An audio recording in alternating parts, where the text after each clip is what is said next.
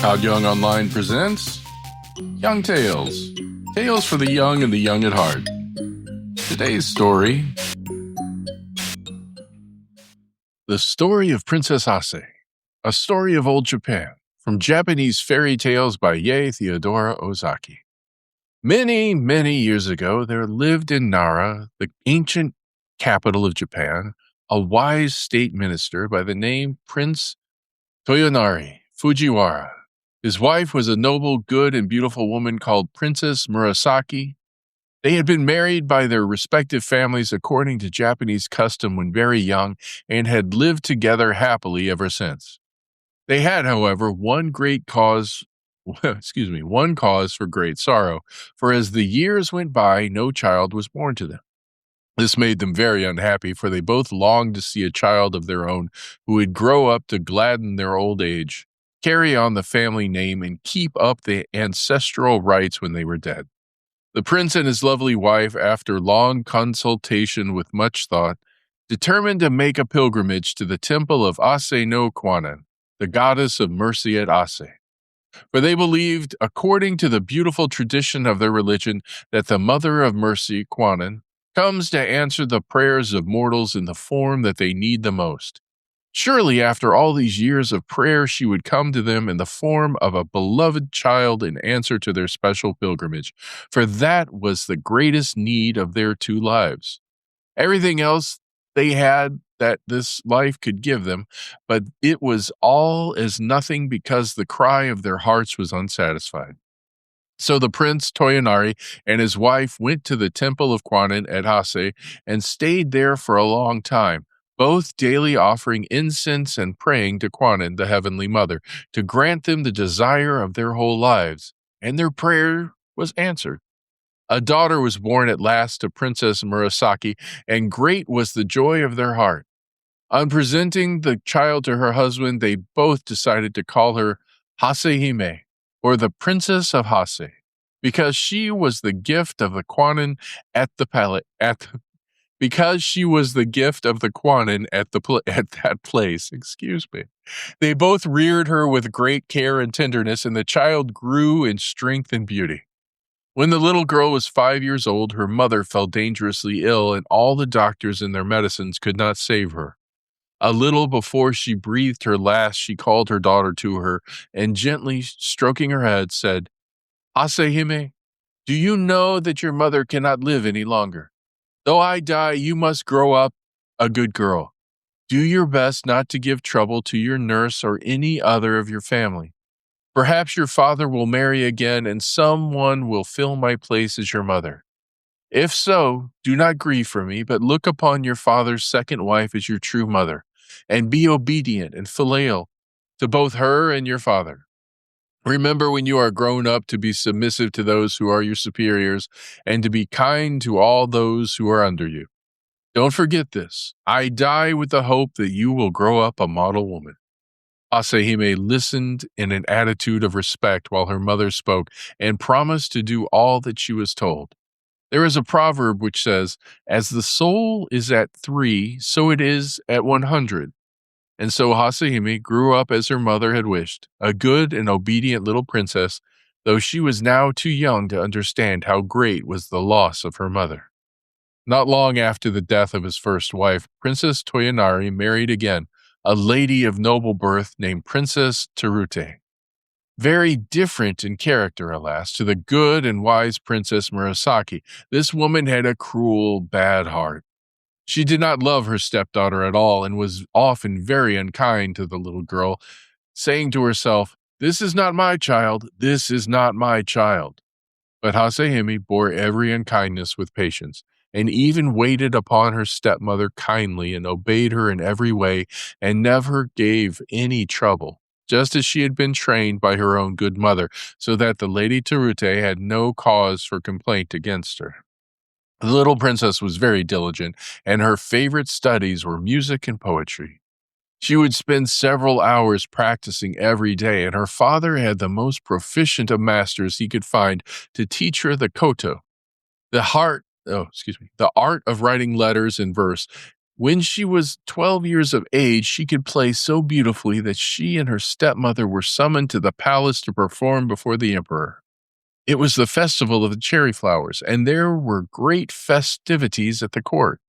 The emperor threw himself into the enjoyment of the season and commanded the Princess Hase should perform before him on the koto, and that her mother, Princess Terute, should accompany her on the flute.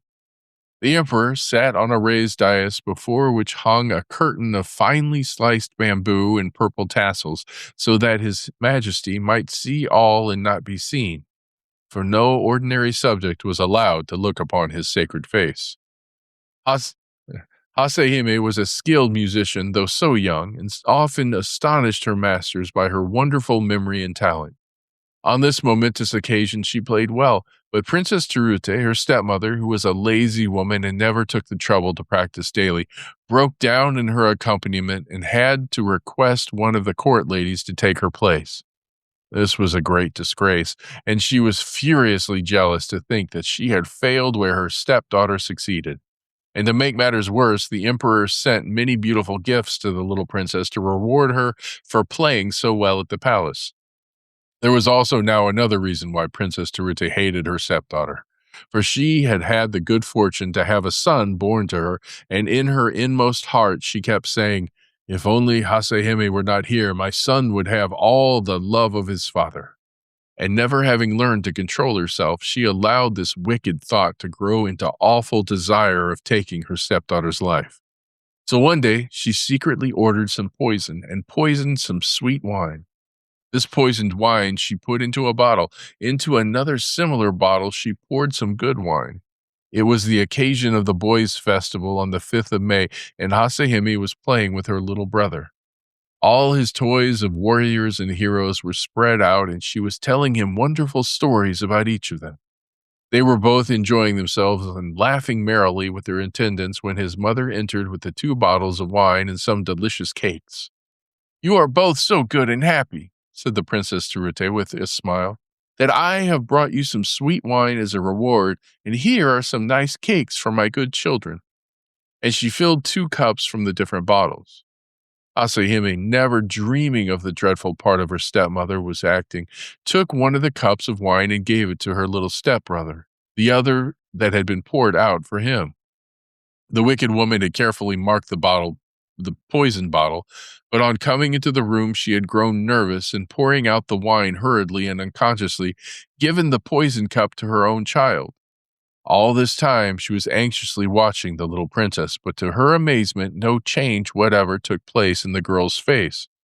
Suddenly the little boy screamed and threw himself onto the floor, doubled up in pain.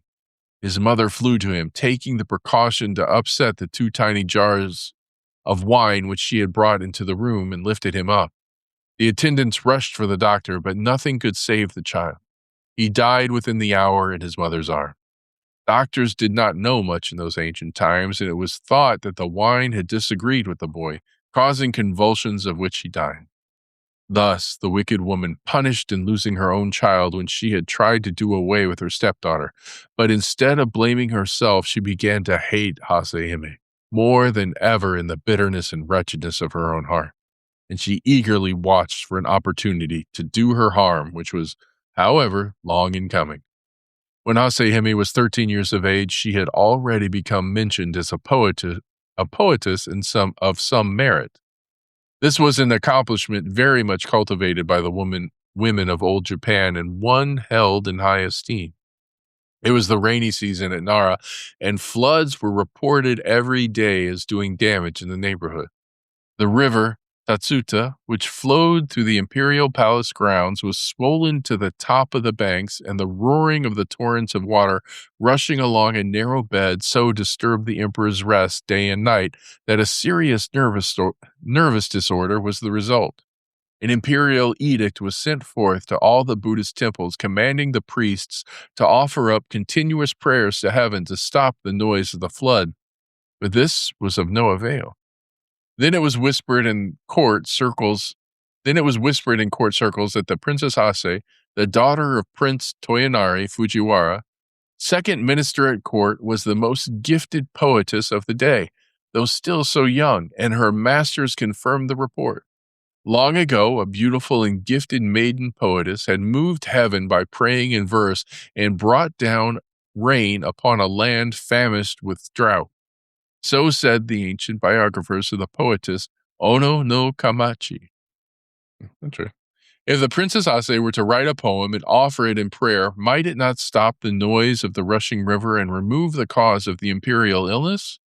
What the court said at last reached the ears of the emperor himself, and he sent an order to the minister Prince Toyonari to this effect.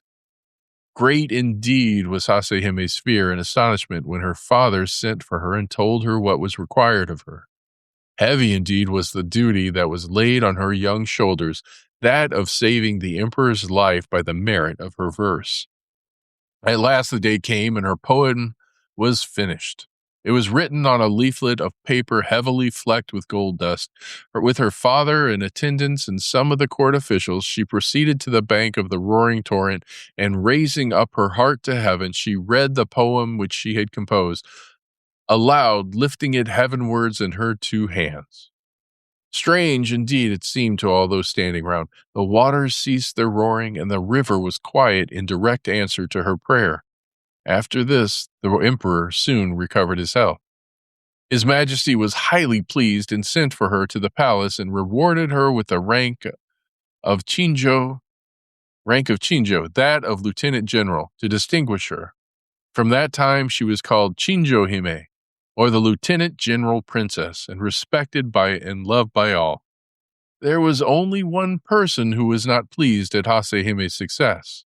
That one was her stepmother, forever brooding over the death of her own child, whom she had killed in trying to poison her stepdaughter.